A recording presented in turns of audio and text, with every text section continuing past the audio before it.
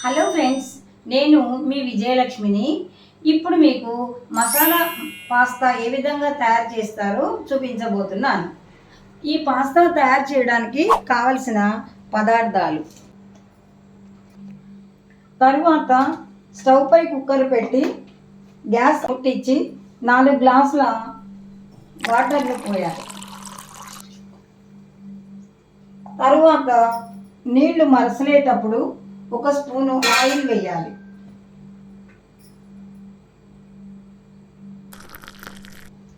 Oil వేసి నీరు ఎసరు వచ్చేటప్పుడు 2 గ్లాసుల పాస్తాను వేసి కుక్కర్ మూత పెట్టేసి 4 విజిల్లు వచ్చే వరకు ఉండాలి. ఇప్పుడు స్టవ్ పై కడాయి పెట్టి స్టవ్ ఆన్ చేసి 3 స్పూన్ల ఆయిల్ వేయాలి. ఆయిల్ వేడెక్కిన తర్వాత ముందుగా కట్ చేసి పెట్టుకున్నటువంటి ఎల్లిపాయలను వేసి ఎల్లిపాయ ముక్కలు వేగేటప్పుడు అల్లం ముక్కలను కూడా వేసి వేయించాలి. కొంచెం ఎర్రగా అయిన తరువాత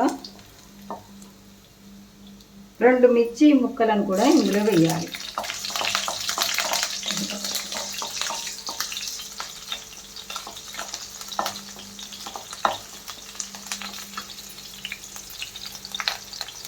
అలాగే ఒక పెద్ద ఉల్లిపాయ ముక్కలను కూడా వేయాలి. ఇవి ఎరుపు రంగు వచ్చిన తర్వాత దీంట్లో క్యారెట్ ముక్కలను వేసి కలపాలి.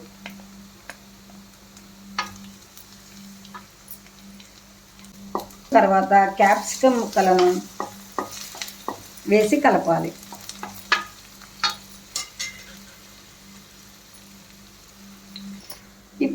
టమాటా ముక్కలను కూడా వేయాలి.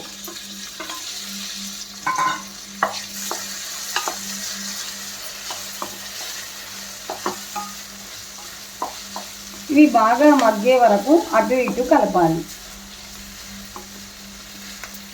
బాగా 1/2 స్పూన్ కారపొడి, అలాగే 1/2 స్పూన్ చాట్ మసాలా పౌడర్,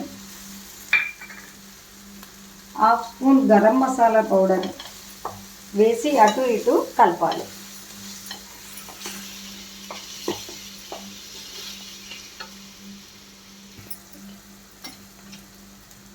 చివరగా 1/3 స్పూన్ ఉప్పు వేసి చక్కగా కలపాలి.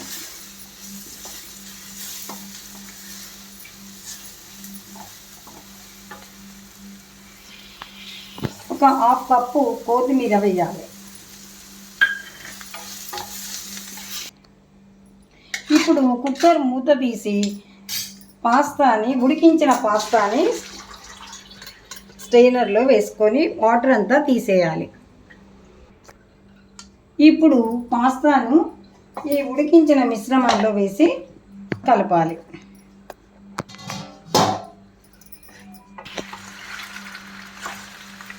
స్టవ్ మీద పెట్టి ఇప్పుడు మిశ్రమాన్ని అంతా ఒకసారి కలపాలి.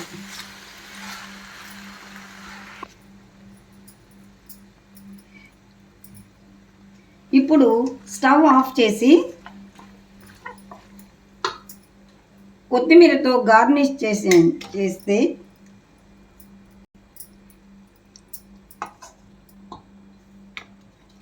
యమ్మీ పాస్తా రెడీ.